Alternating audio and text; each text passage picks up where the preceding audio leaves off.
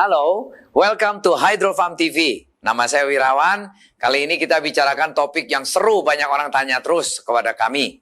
Yaitu, kenapa makanan tidak boleh dipanasin? Tahu nggak Pak, kalau makanan dipanasin, kata orang akan menjadi racun.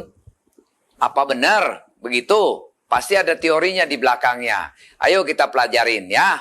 Seringkali kita kalau habis makan malam, makan siang, tidak habis, kita sayang. Kita biasanya masukin ke dalam kotak, dalam box, masukin, simpen di kulkas.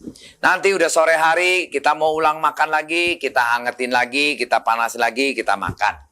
Nah seringkali secara rasa, mungkin kalau udah ditaruh di kulkas, makanan itu nggak berubah.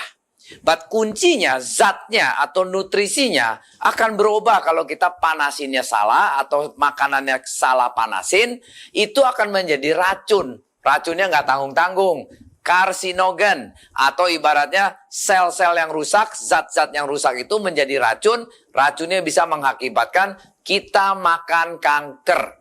Prinsipnya kita menjadi kanker makanannya. Loh, kok begitu hebat ya?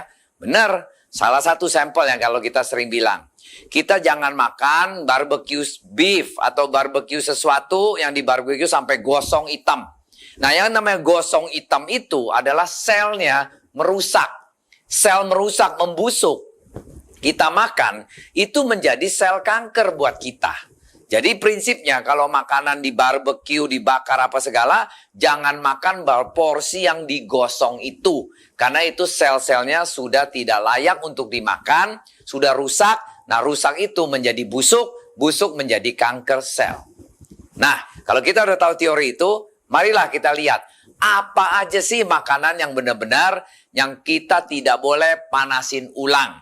Kalau sampai panasin ulang pun juga itu kita ada resikonya untuk menyedap penyakit-penyakit yang kita tidak harapkan. Yuk kita mulai ya. 1. Bayam. Bayam seringkali orang makan kalau gado-gado itu direbus langsung dimakan sekali aja.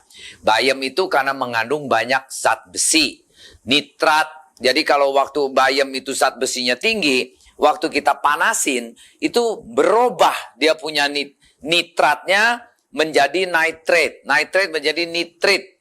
Nah nitrit itu akan memproduksikan karsinogen, yaitu sel kanker. Nah paling bagus kalau kayak bayam gitu biasanya cuma hanya habis masak, dalam 5 jam kita harus bersihin, rapiin. Jangan diulang lagi dipanasin. Akan kita bukan sehat lagi, mungkin akan menedap kanker. Jadi selain bayam ada beberapa macam sayur yang karakternya sama, yaitu mengandung banyak zat-zat yang vitamin, tetapi dia bisa berubah dari nitrate jadi nitrit. Nah nitritnya itu akan menjadi karsinogen.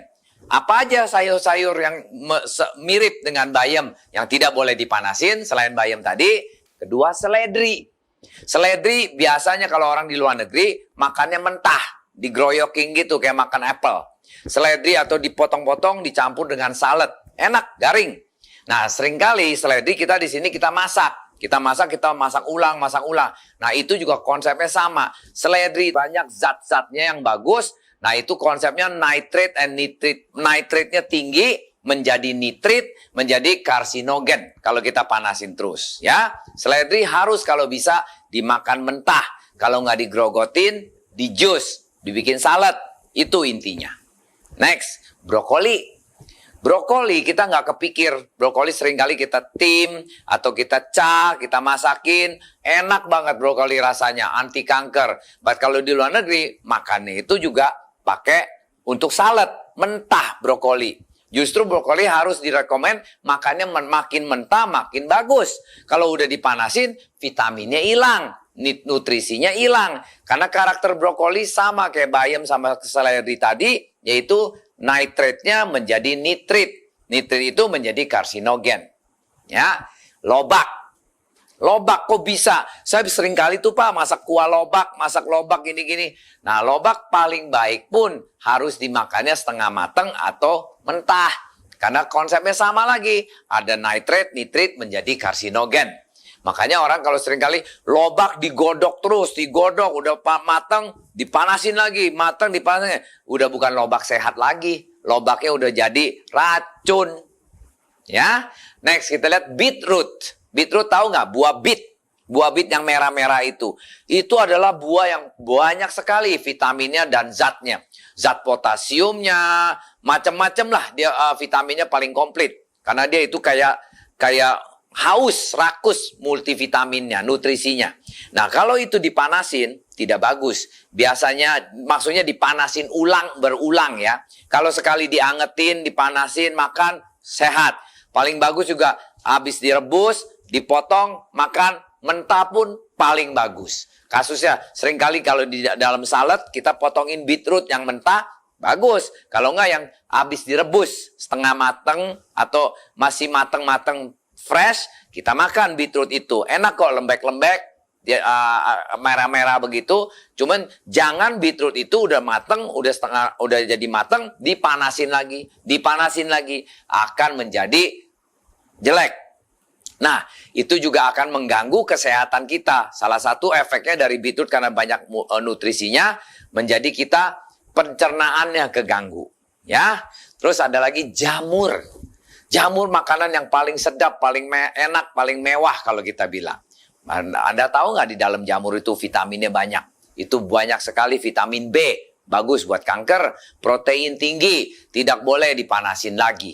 Kenapa? Karena jamur itu kalau dipanasin nanti bisa ada side effect-nya karena itu banyak probiotik atau bakteri-bakteri yang bagus. Itu kalau dipanasin udah mati, akan kita bisa jadi diarrhea atau perut kembung. Nah, itu salah satu efek dari jamur. Seringkali kita kayak keracunan makan jamur. Nah, itu bisa jadi perutnya kembung-kembung terus. Nah, itu salah satu yang efek sampingannya dari kalau jamur dipanasin berulang-ulang. Ya, next, ayam. Kepikir nggak ayam bisa dipanasin nggak boleh? Hah? Kok bisa? Ya memang. Ayam itu karena penuh dengan protein tinggi. Ayam proteinnya tinggi. Nah, kalau dipanasin-panasin proteinnya jadi hilang. Jadi tidak ada fungsinya lagi, cuma dagingnya aja. Nah, itu Pak, kalau mau masak ayam paling gampang, jangan selalu digoreng karena vitaminnya hilang. Makanya orang bilang kalau makan ayam gorengan itu nggak bagus. Ayam kalau mau dimasak kuah, atau mau direbus, atau mau dicah, usahakan memaintain dia punya protein tingginya itu preserve dengan low heat, api yang agak kecil. Apalagi kalau kita godok ayam kuah, apinya pakai api kecil aja, jangan terlalu api panas gede-gede gitu ya. Itu rusak, protein punya sel-selnya akan hancur, buat kita udah jadi nggak baik gitu kalau kita makan. Karena protein udah rusak, selnya rusak, ya jadi salah satu kanker punya asal-usulnya. Ya. Sama dengan telur. Kalau ayam banyak protein, telur juga banyak proteinnya tinggi. Nah, kalau telur dipanasin terus-terus, apalagi kita sering makan telur rebus, yang kuningnya itu udah jadi hitam-hitam. Itu rebusnya kelamaan banget. Terlalu mateng. Nah, itu kuning-kuning hitam itu, selain dia tinggi kolesterolnya jelek, menjadikan kanker juga itu karsinogennya. Karena sel telur yang vitamin di kuningnya itu jadi hitam, itu yang vitamin tingginya udah jadi rusak. Yang bagus gimana? Makan telur rebus, boleh kita makan telur rebus, harus dipanasinnya hanya 3/4 mateng. Masih ada telur kuningnya itu masih ada merah-merahnya di dalamnya itu. Kalau itu yang paling sempurna. Kayak gimana? Caranya masak telurnya ya. Kita rebus telur dalam air, api dinyalain, nggak usah terlalu gede. 7 menit sampai 8 menit dia sudah mendidih. Diangkat, langsung dicelepin air dingin, air es dingin. Jadi diangkat dari panas, langsung dicelepin di air es dingin. 2 menit, kemudian kita makan itu telur. Kita belek, kita pecahin, dalamnya masih setengah mateng atau 3/4 mateng. Nah, itu telur kalau kita makan, telur kuning dan putih kombinasi, itu akan menghasilkan nutrisi yang paling tinggi, kolesterol yang paling rendah. Orang bilang makan telur kolesterol tinggi. Kalau makan telur yang 3/4 mateng ini telur sehat. Setiap hari pun boleh makan. Nggak akan naikin kita punya kolesterol. Kenapa? Karena di dalam telur yang 3/4 mateng itu adalah HDL, LDL. Kan telur ada HDL kolesterolnya ya. HDL itu kolesterol yang baik. LDL kolesterol yang jelek. Kalau telur yang sudah terlalu matang kuningnya, itu LDL-nya tinggi. Kalau telur yang masih 3/4 matang, dengan itu telur ada kandungan omega 3-nya, itu LDL-nya rendah, HDL-nya tinggi. Jadi yang bagusnya banyak.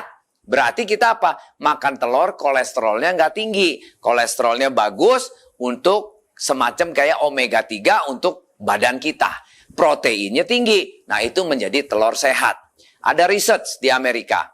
Ada orang umur 70 tahun, setiap hari makan 3 telur. Selama 6 bulan dia makan telur, dia tadinya kolesterolnya 420. Dengan dia makan telur setiap hari 3 telur loh. Ini memang lagi eksperimen ya. Dari University of Kansas kalau nggak salah. Nah, dia makan telur selama 6 bulan. Setiap minggu dicek darahnya sama profesor-profesor di eksperimen. Tahu apa yang terjadi? 6 bulan kemudian, malah dia punya kolesterol dari 400-an turun menjadi tinggal 150. Lah, kok bisa? Nah, ternyata yang dia makan telur itu bukan telur putih tok. Telur putih dan kuning yang dimasak setengah matang sampai 3/4 matang. 1 hari 3 telur. Dan itu malah menurunkan kolesterol, menurunkan asam uratnya, menurunkan trigliseridanya. Itu hebat. Cuman kalau kita sekarang di posisi udah umur sekian, lebih bagus jangan kayak gila gitu makan 3 telur sehari. Makanlah 1 telur, atau telur masih komplit ya, putih dan kuningnya 3/4 matang, jangan terlalu matang. At the same time, jangan dipanasin ulang, jangan digodok ulang. Telur itu sekali makan, prinsipnya seminggu 3 telur dah, 4 telur dah, putih kuning kombinasi selalu makan. Pasti sehat, tidak naikin kolesterol Anda. Ini saya berani ngomong begitu karena saya sendiri sudah praktekkan makan 3 telur seminggu sampai 4 telur seminggu, putih kuning bersatu, cara masaknya 3/4 matang, atau kalau mau camu apapun jangan sampai terlalu gosong, prinsipnya gitu. Kondisi 3/4 lah maksudnya ya. Nah, itu akan jadi sehat. Oke? Nah, kentang. Kentang itu mengandung vitamin B6, kalium, vitamin C juga tinggi. Nah, di kentang itu ada orang seringkali kentang sering direbus ulang, rebus ulang. Nah, itu juga nggak bagus. Kasusnya, kentang kayak gimana yang sering direbus ulang? Kalau kita makan siomay itu kan udah matang, direbus lagi. Itu bisa mengeluarkan namanya, ada zat yang namanya Clostridium botulinum. Apa itu kata-kata? Yaitu keracunan serius. Jadi kalau kita makan yang racun-racun yang kentang yang dipanasin ulang-ulang begitu, lambat daya tubuh kita udah lemah, kita bisa keracunan serius, itu bisa muncur-muncur, bisa kayak orang keracunan makan lah, prinsipnya gitu. Jadi kentang itu semestinya penuh dengan gizi, penuh dengan zat bagus, cuman kalau kelamaan dipanasin terus, digodok-godok terus atau dipanas ulang, akan menjadi racun buat kita. Nah, terakhir, nasi. Loh, kok kita nasi nggak boleh panas ulang? Berat, kita tahu nggak? Nasi kalau udah habis kita makan, sisanya itu kita diemin, itu pasti dikeroyokin, namanya banyak spora di dalamnya. Nasi itu. Nah, dengan banyak spora kita pikir, oke, panasin lagi deh, supaya matiin sporanya. Itu salah, nggak bener. Karena spora itu nggak bisa dimatiin dengan panas ulang. Nasi dipanasin 2 kali, itu dia punya zat-zatnya akan menjadi racun juga buat kita. Malahnya orang bilang, kalau makan nasi, dipanasin ulang punya nasi, itu malah jadi kencing manis kita tinggi. Nah, kita nggak sadar tuh. Itu benar. Karena nasi punya vitamin, dia punya nutrisinya kan bagus. Banyak karbonya. Nah, karbo itu nggak boleh dipanas ulang, akan menjadi racun. Makanya ini hari kalau nasi gimana? Ya udah sekali makan paling bagus. Kalau sampai mau dipanasin ulang, lebih baik jangan. Jadi nasi itu habis kita sisa makan, kita tutupin aja di wadah yang tertutup. Supaya spora tidak masuk, tidak timbul. Nah, at the same time, nanti waktu kita mau makan, ya nasi yang sama itu kita makan ulang. Jangan dipanasin lagi. Nah, itu lebih aman. Kalau sampai perlu dipanasin, nasi yang sisa itu kita tim aja sebentar di dalam air uap yang ini kita timin sebentar 5 menit 10 menit langsung kita udah boleh makan. Jadi panasinnya skala tidak langsung, pakai tim aja gitu loh. Nah, itu yang benar. Nah, kalau kita terus nasi berhari-hari dipanas ulang malah jadi penyakit, bukan sehat lagi. Ya. Nah, saya rasa konklusinya berarti kita ada 10 macam sayur dan makanan yang tidak direkomendkan untuk dipanasin ulang. Apabila dipanas ulang, tidak benefit buat kita, badan kita malah menjadi sakit. Jadi paling aman, ya harus makanan setiap kali makan, yang mentah paling bagus. Kalau nggak bisa mentah, dimasak sekali tok. Dalam habis sekali makan, udah jangan dipanasin lagi, udah jangan disimpan lagi. Kalau sampai perlu disimpan, hanya boleh makin sekali lagi dipanasin, cuman dasarnya mesti ditim aja. Jangan dicah lagi atau digoreng lagi. Itu bahaya buat nutrisinya sendiri menjadi berubah. Zat-zatnya itu menjadi racun buat badan kita. Sekian saya rasa cukup. Ini kurang lebih untuk kita pendidikan aja. Tambah info-info aja. Apabila Anda suka video ini, ayo kasih banyak jempol kepada kami. Sekaligus juga klik subscribe di sini. Tambah lagi, kalau bisa di-share kepada teman-teman, paling bagus ya. Belajar bersama kami, sehat bersama kami. Good in, good out. Sampai jumpa. Tung tung tung tung tung. Tung tung tung tung tung tung tung tung tung.